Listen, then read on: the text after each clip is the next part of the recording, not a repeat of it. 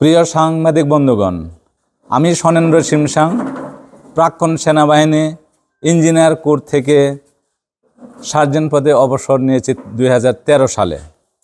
সাংবাদিক বন্ধুগণ, আজকে গণমাধ্যমে আমার সাবেক স্ত্রী আন্নিকা দাঙ্গু একটি সংবাদ প্রকাশ করেন, যাহা আমার দৃষ্টিগোচর হয়েছে। এই সংবাদে আমার সাবেক স্ত্রী আন্নিকা দাঙ্গু যে অভিযোগগুলো আনয়ন করেছেন তা মিথ্যা বানোয়াট উদ্দেশ্য প্রণোদিত।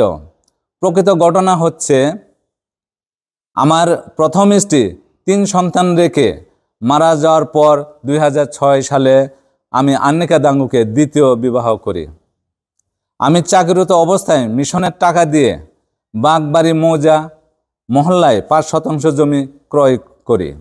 জমি ক্রয় করার পর থেকে আমাদের দানপত্য জীবনযাপন ভালোই চলে।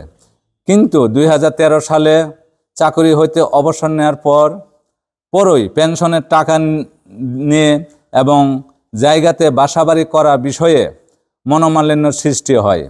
তারপরেও আমি পেনশনের টাকা দিয়ে বাসাবাড়ি করি, একটি 3 রুম বিশিষ্ট, এবং নগদ আমার 3,70,000 টাকা ওনার বাবার বাড়ি জমি ক্রয় করবে বলে আমার কাছ থেকে বিভিন্ন অজুহাত দেখিয়ে হাতিয়ে নেয়। বাসাবাড়ি কমপ্লিট করার পরে তিনি আমাকে বিভিন্ন ছোট্ট একটা ঘটনাকে কেন্দ্র করে আমার বাসাবাড়ি থেকে আমাকে তাড়িয়ে বের করে দেয়। পরবর্তী বাসা থেকে আমাকে তাড়িয়ে দেয় এবং বিভিন্ন অজুহাতে হুমকিও দেয়। আমাকে যৌতুক মামলায় একে 3 বার জেল হাজত প্রেরণ করে এবং 2 বছর সাজা প্রদান করেন।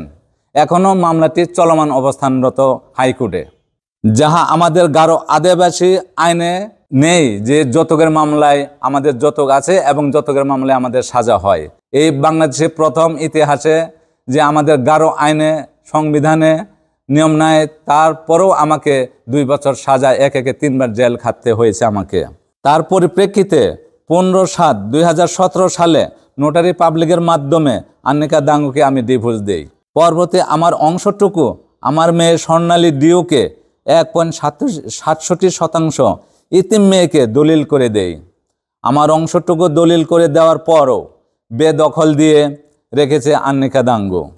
সাংবাদিক বন্ধুগণ, 5ই আগস্ট দেশের পথ পরিবর্তনের পর থেকে বেদখল হওয়া জমিটি উদ্ধারের জন্য শেরপুর সেনা ক্যাম্পে এবং সদর থানায় আমি অভিযোগ দায়ের করি। পরবর্তীতে সেনা ক্যাম্প কর্তৃপক্ষ আমাকে শেরপুর জেলা বিএনপির সাবেক আহ্বায়ক হযরত আলীর কাছে প্রেরণ করেন।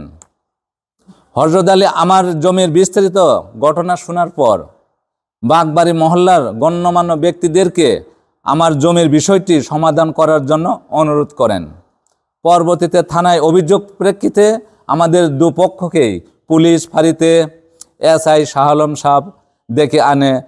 তারপর স্বর্ণালীর অংশটুকু জানুয়ারি মাসের মধ্যে বায়নাপত্র করবে বলে মুচলেখা দিয়ে আসে। এই সুবাদে জানুয়ারি 4/1/2025 তারিখে 50,000 টাকা বায়নাপত্র করেন এবং এগুলোর প্রমাণাদি আমার কাছে এবং এসআই শাহ আলম সাহেবের কাছেও আছে। এরপরেও অযথা হয়রানি করার উদ্দেশ্যে জেলা বিএনপি সাবেক আহ্বায়ক হযরত আলীর এবং বিএনপির অন্যান্য নেতৃবৃন্দর বিরুদ্ধে আন্নিকা দাঙ্গু যে অভিযোগ করেছে এবং ভিডিও ভাইরাল করেছে তা পুরোটাই উদ্দেশ্য প্রণোদিত এবং মিথ্যা ও বানোয়াট। আমাদের এই পারিবারিক ঘটনায় বিএনপি সাবেক আহ্বায়ক এবং অন্যান্য নেতৃবৃন্দ সম্পৃক্ত নেই। এই বলে আজকে আমার এই বক্তব্য শেষ করছি। খোদা হাফেজ, আপনারা সবাই ভালো থাকেন।